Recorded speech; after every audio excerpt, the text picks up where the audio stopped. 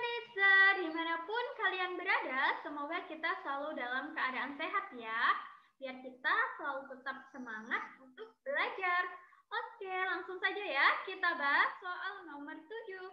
Konstan kenaikan titik didih untuk benzena adalah 2,53 derajat Celcius per molar.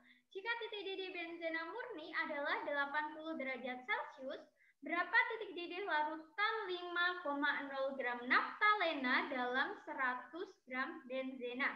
Nah, soal ini merupakan soal tentang sifat koligatif larutan. Yang mana sifat koligatif larutan dalam soal ini merupakan tentang titik didih atau yang biasa kita kenal dengan TB. Oke, langsung saja ya, kita tuliskan apa aja yang diketahui dari soal ini. Yang pertama, konstanta kenaikan titik didihnya, berarti KB. KB-nya berapa? KB-nya sama dengan 2,53 derajat Celcius per molar. Kemudian yang kedua, titik didih dari benzena murninya. Nah, untuk mengetahui ini kita harus tahu benzena itu apakah zat terlarut atau pelarutnya. Kita lihat bacaan berikutnya. Di sini dikatakan titik didih larutan 5 gram naftalena dalam 100 gram benzena. Berarti benzenanya ini merupakan pelarut.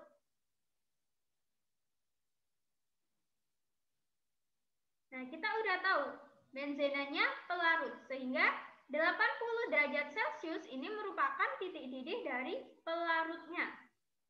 Kita tuliskan TB0 sama dengan 80 derajat Celcius. Kemudian yang ditanyakan itu titik didih larutannya. Berarti yang ditanyakan TB. Nah, sebelum ke TB, kita tuliskan lagi apa yang diketahui. Yang pertama, ternyata zat terlarutnya itu naftalena, di mana masanya adalah 5,0 gram. Nah, dari naftalena ini, dari senyawanya ini, yang C10H8, ini kita akan tahu MR dari naftalenanya. MR-nya berapa? MR-nya sama dengan 10 dikalikan 12. Nah, 12 ini dapat dari mana? 12 itu AR dari C-nya. 10 itu dari indeksnya ini. Sama dengan 120, kemudian ditambahkan 8. Karena hanya ini ada 8 ya. Maka MR-nya 128. Nah, ini udah dapat massa zat terlarutnya. Kemudian kita masuk ke pertanyaannya. Yang ditanyakan adalah berapa titik didih larutan 5 gram naftalena dalam 100 gram benzena. Nah, titik didih. Karena soal ini ada kaitannya titik didih dan sifat koligatif larutan, maka dalam titik didih itu ada dua konsep.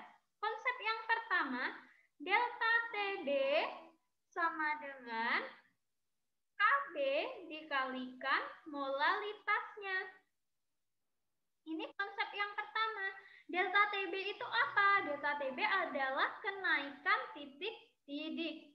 Nah, kenaikan titik didih ini mempunyai hubungan dengan didih larutan.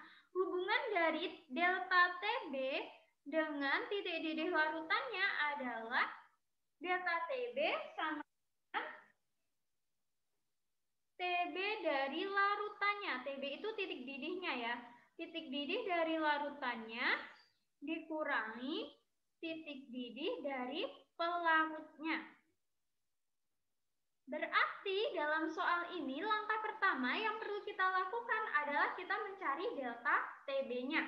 Karena dengan kita tahu delta TB-nya, kita bisa mendapatkan TB larutannya. Karena di sini TB0-nya udah diketahui, ya kan? 80 derajat Celcius. Oke, langsung saja kita tuliskan delta TB sama dengan KB-nya berapa? 2,57. 2,57 dikalikan molalitas. Nah, molalitas itu apa? Molalitas adalah mol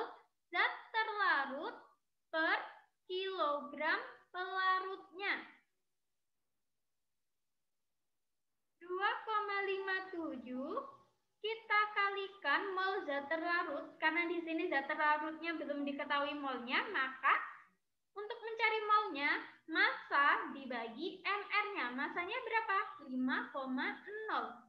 5,0 dibagi mR-nya 128. Kemudian pelarutnya, massa pelarutnya berapa? 100 gram. Tapi di sini disuruh menjadikan kilogram, maka 100 dibagi 1000 sama dengan 2,57 dikalikan 5,0 per 128. Ini bisa kita kalikan dengan cara dibalik ya. 1000 per 100. Nah, sehingga hasilnya delta TB-nya sama dengan 0,988. Nah, ini kita bulatkan 1 karena hampir mendekati 1. Kita udah dapat delta TB-nya. Kemudian kita tuliskan hubungan antara delta TB dengan TB0 sama TB larutannya ini. Nah, delta TB sama dengan TB larutan. Kita tuliskan TB aja, dikurangi TB0-nya. Nah, delta TB-nya sama dengan 1 sama dengan TB-nya yang ditanyakan, min delta TB-nya ada 80 derajat Celcius. Maka 1 ditambahkan 80 derajat Celcius sama dengan TB. Jawabannya 81. Jawabannya yang A. Nah, seperti itu sahabat Primanizer cara pengerjaannya. Mudah bukan? Oke, kita see you di pembahasan berikutnya.